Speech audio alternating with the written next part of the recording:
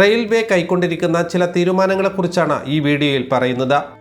തീവണ്ടിയിൽ യാത്ര ചെയ്യുന്ന യാത്രക്കാർ നിർബന്ധമായും അറിഞ്ഞിരിക്കേണ്ടതാണ്. യാത്രയിൽ ആധാർ കാർഡ് പരിശോധന കർശനമാക്കാനാണ് ഒന്നാമത്തെ നിർദ്ദേശം.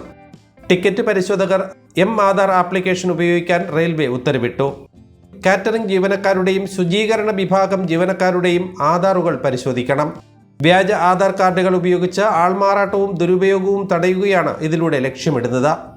പരിശോധനയിൽ ആധാർ കാർഡ് വ്യാജമാണെന്ന് കണ്ടെത്തിയാൽ റെയിൽവേ സംരക്ഷണ സേനയോ പോലീസിനെയോ വിവരം അറിയിക്കണം. ടിക്കറ്റ് പരിശോധകർക്ക് പ്ലേ സ്റ്റോറിൽ നിന്നും ആധാർ ഡൗൺലോഡ് ചെയ്യാനാണ് നിർദ്ദേശം നൽകിയിരിക്കുന്നത്.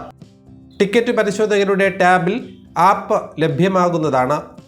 ഇന്ത്യയുടെ യൂണിക് ഐഡന്റിഫിക്കേഷൻ അതോറിറ്റി വികസിപ്പിച്ച ആപ്ലിക്കേഷനാണ് ആധാർ. QR കോഡ് ഉൾപ്പെടെ പരിശോധിക്കാനും കഴിയും. സ്കാൻ ചെയ്യുമ്പോൾ ആധാർ നമ്പർ, പേര്, വിലാസം ഉൾപ്പെടെ പ്രധാന തിരിച്ചറിയൽ വിവരങ്ങൾ ആപ്പിൽ കാണാൻ കഴിയുന്നതാണ്. ഓഫ്ലൈൻ മോഡിലും ആപ്പ് പ്രവർത്തിക്കുന്ന രീതിയിലാണ് തയ്യാർ ചെയ്തിട്ടുള്ളത്. കൂടാതെ മറ്റൊരു തീരുമാനവും കൂടെ റെയിൽവേ എടുത്തിരിക്കുന്നു. തൽക്കാൽ ട്രെയിൻ ടിക്കറ്റുകൾ ബുക്ക് ചെയ്യുന്നതിന് നിർബന്ധിത ആധാർ വെരിഫിക്കേഷൻ ഏർപ്പെടുത്താനും തീരുമാനിച്ചു.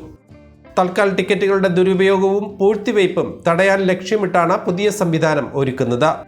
ബുക്കിംഗ് സമയത്ത് യാത്രക്കാരുടെ ഐഡന്റിറ്റി ഡിജിറ്റലായി പരിശോധിച്ചുറപ്പിക്കുകയാണ് ഇതിലൂടെ ചെയ്യുന്നത്.